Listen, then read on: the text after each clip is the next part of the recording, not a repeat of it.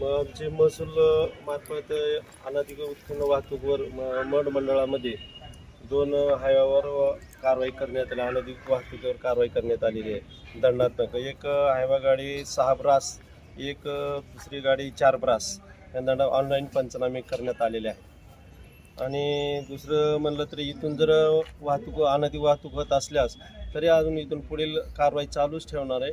आणि इथून पोलीस प्रशासन आणि RTOच्या मदतीने पण कारवाई करणार लोड गाड्यावर.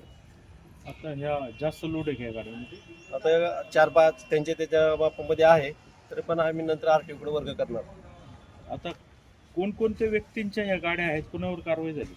आता यांच्या एक डोंबरे म्हणून आहे, एक आणि चौधर म्हणून एक गाडी आहे. असं यांच्यावर कारवाई केलेली आहे.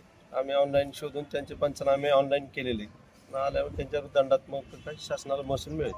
अनेक खरतर महसूल म्हणजे आपल्या ह्या भागातनं मातीची वाहतूक राजरोसपणे केली जाते, त्यावर प्रशासन म्हणजे तिकडे का लक्ष देत नाही तुम्ही? हा चालू आहे आमचे सगळे. काही ठिकाणी परवाना घेतलेला आहे, काही ठिकाणी वाहतूक आमचे टीम प्रमुख लावलेले आहेत, त्याच्यामुळे आमचं टीम चालू आहे. तरी काम चालूच आहे.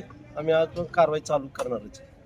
समजा कुणाला कळवायचं असेल आणि तिकडून काय वाहतूक उत्खनन असेल तर कुणाशी संपर्क साधायचा? भरारी पथकाचं कसं आहे? भरारी पथकाशी संपर्क साधायचा किंवा आमच्या तहसील ऑफिसशी कॉन्टॅक्ट करायचा. भरारी पथकाचा प्रमुख कोण आहे, त्यांचा नंबर थोडासा जर तुम्ही दिला तर तो लोकांपर्यंत जाईल. प्रत्येक भरारी पथकामध्ये मंडळ स्तरावर नेमलेले, प्रत्येक मंडळाला भरारी पथकाध्यक्ष गेलेले, त्याच्यावर त्यांची कमिटी खाली सर्व त्याची तलाठी नेमली. तेव्हा आम्ही इथून पुढील कारवाई पूर्ण करण्यात येईल. आणि अनधिकृत वाहतुकीवर आम्ही इथून या पुढील काळात कुठलीही अनधिकृत वाहतूक होणार नाही आणि RTO मार्फत कारवाई करणार.